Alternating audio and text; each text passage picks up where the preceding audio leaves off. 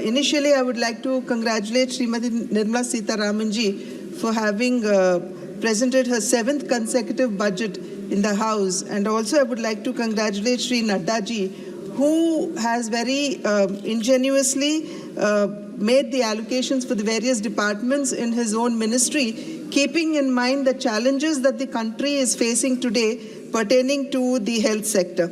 Sir, even as India is making great strides in terms of GDP, where the world GDP is about 3% and the GDP of India is estimated to be anywhere between 7.2 to 8%, India is in a state of economical and demographical transition today. And keeping this in mind, I think when it comes to the health sector, there is a lot more space for us to actually maneuver and to move around. Sir, to achieve the set targets in our country when it comes to health, I think the infrastructure in our country also needs to ramp itself up. And the health infrastructure has been stretched and it needs to be strengthened further.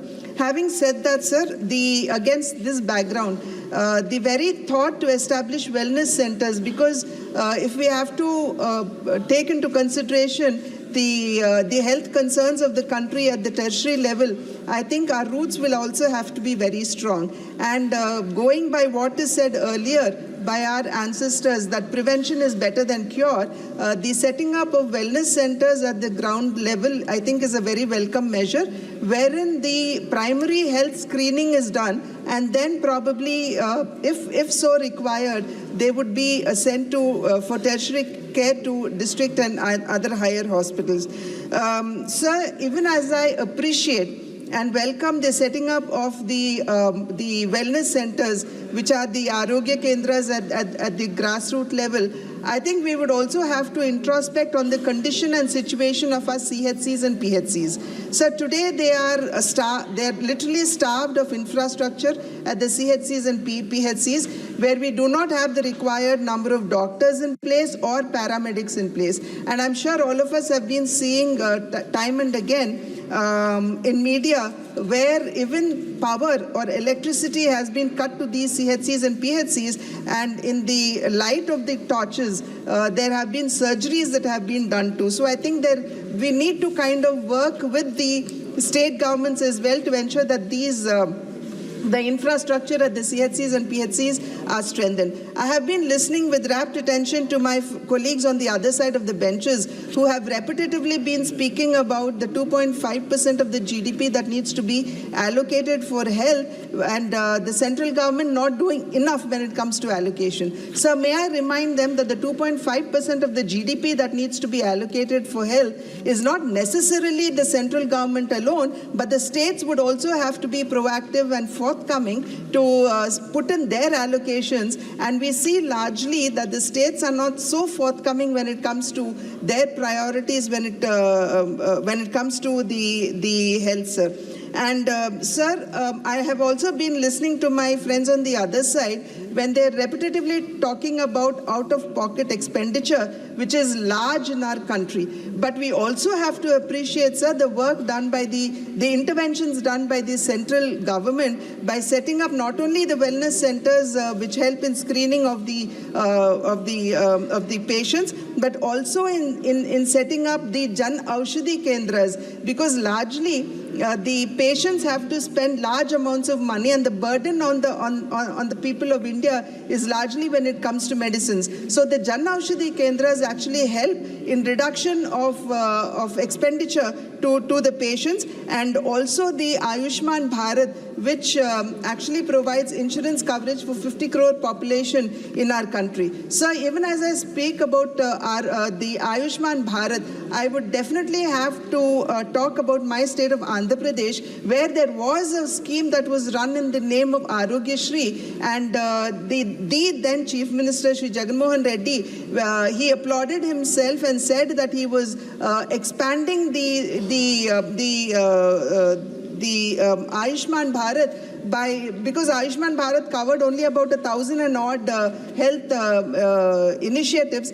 whereas his own scheme covered large more, close to about 2,000 plus. But in the whole scheme of things, he not having paid the private hospitals who were actually shouldering the Ayushman Bharat and the Arogya Shri today have refused to come forward and support the Ayushman Bharat and the Arogya Shri. And this is negatively impacting the Ayushman Bharat scheme in our own state. So I would request the Honorable Minister, even as she is seated here, to kindly take note of this and to ensure that the difficulties that our state is facing is overcome.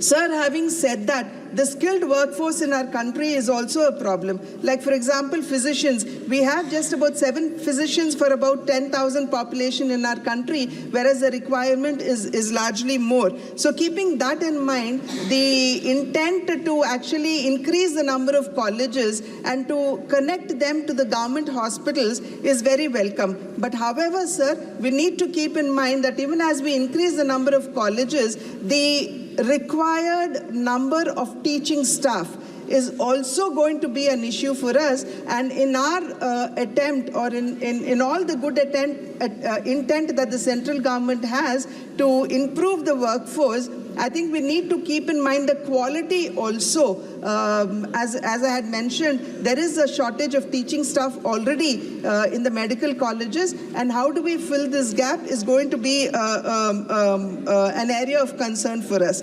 Sir, I have been listening to my colleagues when they have been saying that very little has been allocated for mental health. Sir, there has been an increase from 63 crores to 90 crores when it comes to mental health. I do agree, sir, given into the fact that there's a lot of psychological pressure on our children when it comes to neutral families, the after effects of COVID, and also, if I may say, the drug addiction that we see in the country. I think this increase in allocation is welcome, though we desire that a lot more should be done in this direction. Sir, Digital U-Win is a wonderful intervention, sir, where people largely who are migrating, we have a lot of migrant force, and when they are migrating, they do not have to carry their physical records, but they have it all stored in a digital portal, and wherever they go, for them to access them would be very easy, and the medical records are safe.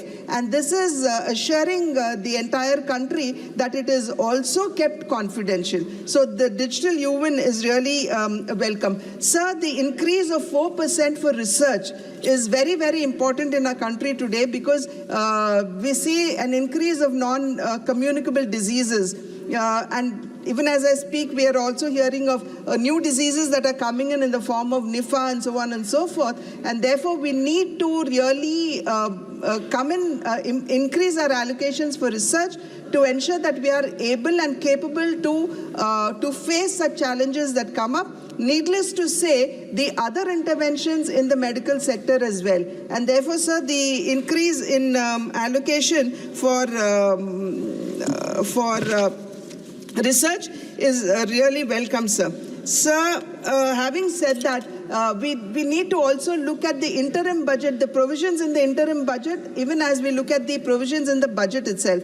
Sir, in the interim budget, there has been mention that Ayushman Bharat would today be extended to Anganwadi workers, ASHA workers, and other workers at the Anganwadis, and also senior citizens who are 70 plus. Sir, today we have, even as we talk of a demographic dividend, we have longevity that has increased in our country. And where we were talking about 62, 65 years, today we are talking about 72 to 75 years of longevity. So keeping that in mind, sir, geriatrics has been a very, very neglected section when it comes to the health sector. So keeping that in mind, sir, I think extending the Ayushman Bharat cards to 70 plus senior citizens is rather very welcome, and would support them even in their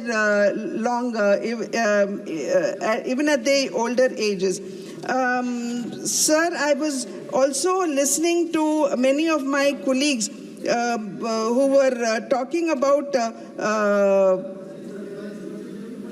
about setting up of tertiary hospitals like AIIMS, where the number of AIIMS have increased, but the speed at which the construction should happen has not been happening. Sir, but we need to also keep in mind that state governments, as their share, would have to provide the infrastructure, wherein largely when it comes to our own AIIMS in Mangalagiri in Andhra Pradesh, there had been an inordinate delay in construction of AIIMS because the state government would not remove the high tension wires from this site or remove the electrical things that were existing there. So there was an inordinate delay. Besides that, 10 crores of rupees was all that we were looking for from the state government to provide drinking water and water facility to AIIMS. But even that was denied for a long time, which actually delayed the construction of AIIMS. Therefore, state governments, sir, would have to be very forthcoming when the central government is all willing to go out and do everything to improve the health infrastructure in our country. I think even the state governments would have to come forward, sir. Sir, as I was talking about the digital mission, the ABDM, sir, which was launched in 2021 as part of Ayushman Bharat Digital Mission, we need to keep in mind that the health records, sir, have been today are 39.77 crores that have been linked with Aadhaar cards. When you link them with Aadhaar cards, sir, as I had spoken about UWIN, it makes it very, very easy for them when they travel with their Aadhaar cards to access their records which are digitally saved, sir. And sir, the Jan Aushadhi Kendras, sir, as I had mentioned earlier, the Jan Aushadhi Kendras today, they provide medicines at a much cheaper rate, almost 50 to 90% cheaper than what they are available, or lesser in rate as to what they are available in the markets. And just recently, the 10,000 Jan Aushadhi Kendra was actually inaugurated, sir, at AIIMS in Devgarh last year. Sir, even as I speak of Jan Aushadhi Kendras... Kindly conclude, madam. Yes, sir. Even as I talk about Jan Aushadhi Kendras, we also need to keep in mind the fact that today India is called the pharmacy of the world. And we not only are producing our own medicines, but are in a situation where we are able to supply to the entire world. But sir, I think I would like to draw the attention of the minister to the fact that we need to invest in API manufacturing. We are solely dependent today on China, sir. And once we are successful in manufacturing our own APIs, I think medicines would be much more available. Sir, coming to the last point, the cancer that many of us are quite concerned about. Sir, Global Observatory had said that India stands third after China and USA when it comes to the incidences of cancer in our country. Therefore, the three medications which the BCD or Basic Customs Duty has been reduced on is a welcome measure which will actually make cancer treatment available to people who are in deeply need of it. And also the X-ray tubes and the flat screens, the BCD being reduced on it would actually make medical care and attention easily accessible to people who actually need it, sir. Sir, I would only like to conclude by saying that even as the central government provides for the healthcare in the country, it is up to the states to also come forward proactively and avail the support that the central government is coming. So even as the central government comes up with a health policy, it would be ideal if state governments could come up with a health policy of their own, keeping their own issues of the state in mind, so that they can come up with innovative interventions to ensure that health is made available and reachable to all. Thank you, sir. Thank you, ma'am. माननीय श्री राजीव राय जी। धन्यवाद अध्यक्ष जी, आपने मुझे स्वास्थ्य जैसे महत्वपूर्ण मुद्दे पर बोलने का मौका दिया। सर,